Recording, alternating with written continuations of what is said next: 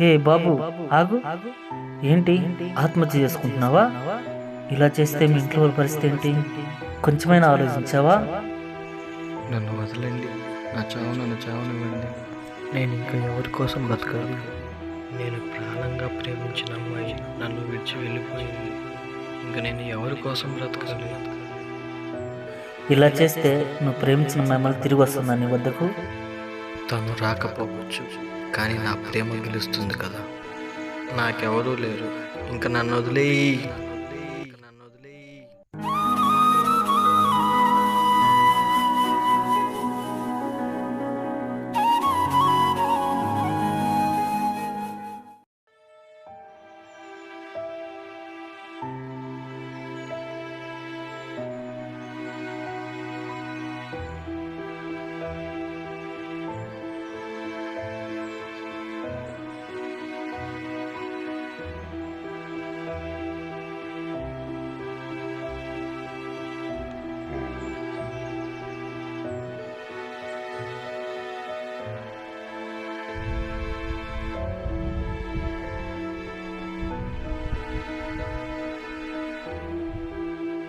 ఏమైంది?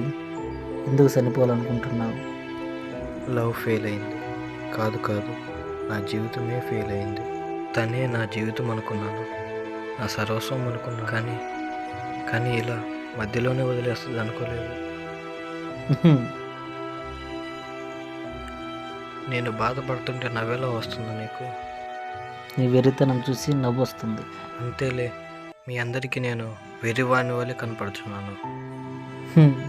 నీ వయసు ఎంత? 20 సంవత్సరాలు. అసలు ప్రేమ అంటే ఏంటో తెలుసా? ఇది ప్రేమించే వయసేనా? నీలాగే అమ్మాయి ప్రేమ గొప్పదని దేవుని శక్తిని విడిచిపెట్టాడు. ఆయనే బలాఢ్యుడైన సాంసోన్. ఆయన జీవితం పతనమైపోవడానికి కారణం లవ్. ప్రేమించడం తప్పు కాదు, ఎవరిని ప్రేమిస్తున్నాం అన్నదే ముఖ్యం. ప్రేమిస్తున్నావు అంటున్నావు కదా, అంటే ప్రేమని ఇస్తున్నావు. ఇవ్వు, నీ ప్రేమని ఆనందంగా స్వీకరించే వారికి ఇవ్వు. మీ అమ్మకి ఇవ్వు, మీ నాన్నకి ఇవ్వు. బైబిల్లో ఒక మాట రాయబడి ఉంది. 1 కొరింథీయులు 13:4 చెప్పబడిన రీతిగా ప్రేమ దీర్ఘకాలము సహించును, దయ చూపించును. ప్రేమ మత్సరపడదు, ప్రేమ డంబంగా ప్రవర్తించదు, అది ఉప్పొంగదు. అది కేవలం యేసయ్య ప్రేమ. ఆ ప్రేమ గురించి తెలుసుకోవాలనుకుంటే ఈ పరిశుద్ధ గ్రంథం ఒక్కటే. ఈ పరిస్థితులలో నీకు ఇది ఉపయోగపడుతుంది అనుకుంటున్నాను. నా మాటల వల్ల నీకు మార్పు కలిగిందంటే ఈ బైబిల్ని మనసారా చదివి దేవుని ప్రేమ ఎంత గొప్పదో తెలుసుకో.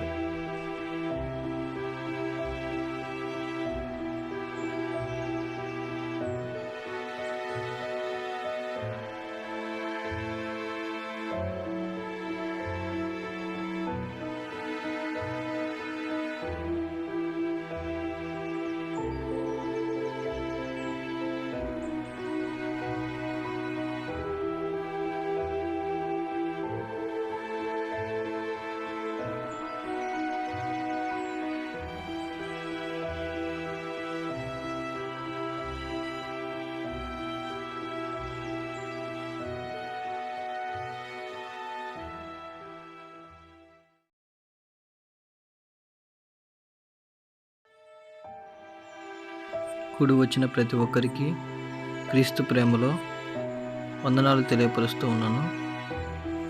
ఈరోజు నా జీవితంలో జరిగిన ఒక యథార్థ సంఘటన గురించి ఈ పరిశుద్ధ గ్రంథంలో నుండి మీకు తెలియపరుస్తూ ఉన్నాను. యోహాను సువార్త 3:16 నుండి చూసినట్లయితే, దేవుడు లోకమును ఎంతో ప్రేమించెను కాగా ఆయన తన అద్వితీయ కుమారునిగా పుట్టిన వాని యందు విశ్వాసం ఉంచు ప్రతి వాడును నశింపక నిత్య జీవం పొందినట్లు ఆయనను అనుగ్రహించెను. లోకం అనగా మనము, అంటే మనలను దేవుడు ఎంతో ప్రేమించెను. ఇక్కడ ముఖ్యంగా మనం గమనించాల్సింది ప్రేమ మరియు నిత్య జీవము. ప్రేమ అంటే ఎంతోమంది ఈ లోక సంబంధమైన ప్రేమ అని ఎంతోమంది యవనస్తులు ప్రేమ అనే మాయలో పడి ఆత్మహత్యలు చేసుకుంటున్నారు. ఇంకా చెప్పాలంటే వివాహమైన వారు కూడా వివాహేతర సంబంధాలు పెట్టుకొని దానికి ప్రేమ అనే పేరు తగిలించి దానికోసం తమ ప్రాణాలనే కోల్పోతున్నారు. అలా చేయడం ద్వారా పిల్లలను అనాథలను చేసి హీన స్థితిలో వదిలేస్తున్నారు. అలాగే నేను కూడా ఆత్మహత్య చేసుకోవాలని ఒక ఎడారి ప్రాంతంలో ఉన్నప్పుడు మరి ఆ సమయంలో ఎవరో నాకు తెలియని వ్యక్తి నా దగ్గరికి వచ్చి నన్ను ఆ విషపు గడియల నుండి తప్పించి ఈ పరిశుద్ధ గ్రంథాన్ని నాకు ఇచ్చి ఉన్నాడు. అప్పుడు ఈ బైబిల్ చదివి దేవుని ప్రేమ ఎంత గొప్పదో తెలుసుకొని ఈరోజు మీ మధ్య ఈ రీతిగా దేవుని సేవ చేస్తున్నాను.